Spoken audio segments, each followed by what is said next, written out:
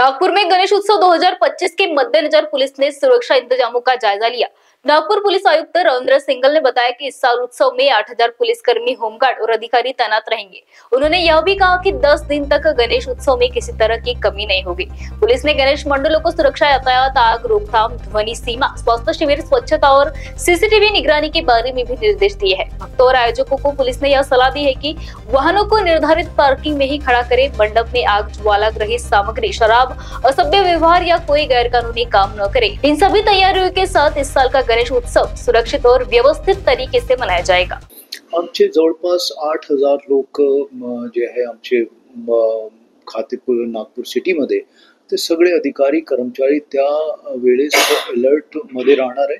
सगळ्यांना ड्युटीज दिलेली आहे। काही अधिकारी कर्मचारी जे ॲब्सेंट होते किंवा बाहेर होते त्यांना सगळ्यांना सांगितलेलं आहे की सगळे जे आहे ड्युटीवर राहतील, हजर राहतील आणि जे बाहेरून आम्हाला जे बंदोबस्त मिळाला आहे त्याच्यात SRP असतील किंवा होमगार्ड्स असतील, हे सगळ्यांना आम्ही बंदोबस्तामध्ये समाविष्ट केलेलं आहे।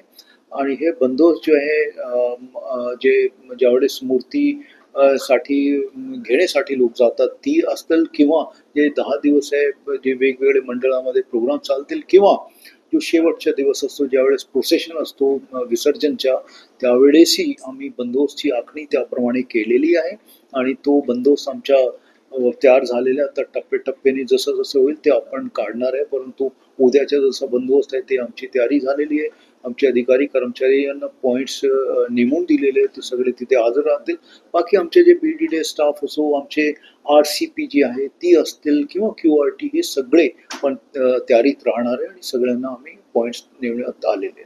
त्यावेळेस विसर्जनचा दिवस असतो त्यावेळेस हे बंद राहतात आणि आम्हाला जेव्हा वाटलं की बंद करण्याची गरज आहे ते जो आमच्या कायदेप्रमाणे आपण हे करणार किंवा जिल्हाधिकाऱ्यांना सांगण्याची गरज पडली तर त्यांना आपण सांगू की आम्हाला असं हे करून घ्यायचे आहे तर ते त्याप्रमाणे जे ऑर्डर्स इश्यू करतील। महाराष्ट्र TV 24 के लिए ब्यूरो रिपोर्ट नागपुर।